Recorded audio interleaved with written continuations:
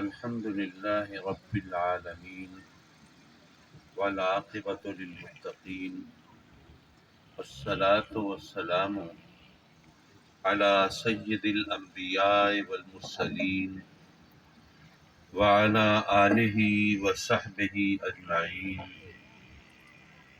أما بعد فأعوذ بالله من الشيطان الرجيم.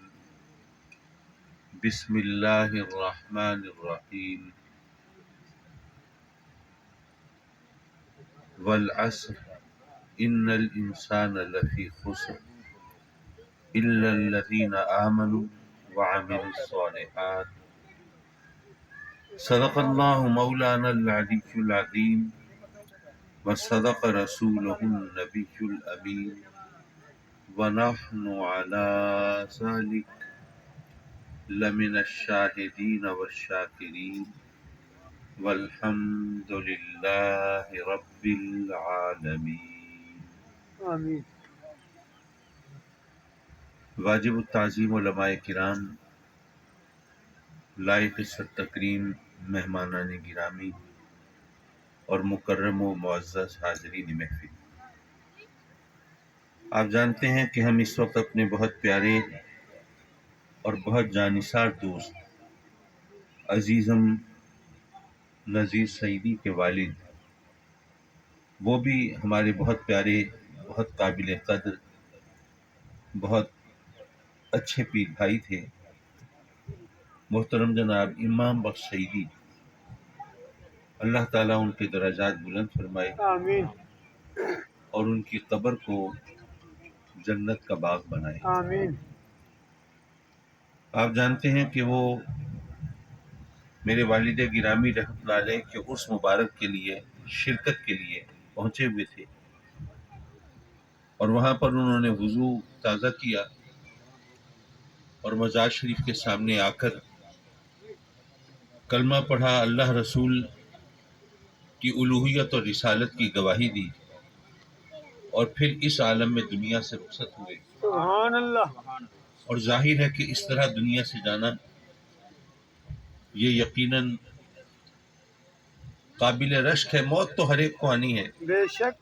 بات تو آج اور کل کی ہے، فرار تو کسی کے لیے ممکن نہیں ہے، لیکن اس طرح موت آئے آمین.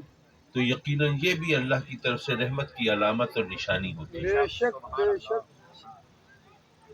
حضرات مکرم، ہم دنیا میں آتے ہیں، زندگی بسر کرتے ہیں، شادیاں رچاتے ہیں، بچوں کو جنم دیتے ہیں، کاروبار دنیا میں شریک ہوتے ہیں، اور پھر اپنا وقت پورا کر کے دنیا سے رخصت ہو جاتے ہیں. یہ ایک روٹین ہے، ایک تسلسل ہے، لیکن خوش نصیب ہیں وہ لوگ ہاں. جو دنیا سے رخصت ہوں تو دنیا ان کو اچھے لفظوں میں یاد کرے، سبحان اللہ. ان کے لیے کلمات خیر کہے، ان کا ذکر ہو تو آنکھیں اشک بار بھی ہوں، دل بے قرار بھی ہو، اور ان سے نسبت کا اعلان اور اظہار لوگوں کے لیے خوشگوار بھی ہو. آمین. یہ خوش نصیبی کی علامت ہوتی ہے. بے شک. بے شک. دنیا کے اندر جو لوگ آتے ہیں ان کی کئی قسمیں ہیں. اگر میں ان کو ذرا ان کے اعمال کے حوالے سے تقسیم کروں تو عرض کروں گا کہ کچھ لوگ وہ ہوتے ہیں جو اپنا نفع چاہتے ہیں، اپنا فائدہ چاہتے ہیں، لیکن دوسرے کے نقصان کی قیمت پر نہیں. دوسروں کو نقصان پہنچا کر اپنا فائدہ یہ ان کو گوارا نہیں ہوتا.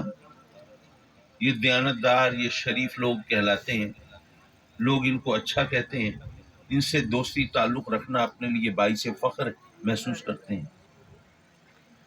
کچھ لوگ ہوتے ہیں جن کو اپنا فائدہ تو چاہیے ہوتا ہے، لیکن ان کو دوسرے کے نفع نقصان سے غرض نہیں ہوتی. کسی کا نقصان ہوتا ہے تو ہو جائے، یہ اس کا درد سر، میرا تو نہیں ہے، میرا تو فائدہ ہونا چاہیے نا. آج کل کی دنیا میں ایسے لوگ سمجھدار کہلاتے ہیں. اور لوگ ان سے سبق حاصل کرتے ہیں اور سوچتے ہیں کہ بھئی یہ جو ان سے مشورے بھی لیتے ہیں کہ کس طرح فائدے اٹھانے چاہیے۔ کچھ لوگ وہ بھی ہوتے ہیں جن کو دوسروں کا فائدہ چاہیے ہوتا ہے لیکن اپنے نقصان کی قیمت پر نہیں۔ دوسروں کو فائدہ تو پہنچانا چاہتے ہیں لیکن کہتے ہیں کہ بھئی میرا نقصان نہ ہو لیکن دوسرے کا فائدہ ہونا چاہیے۔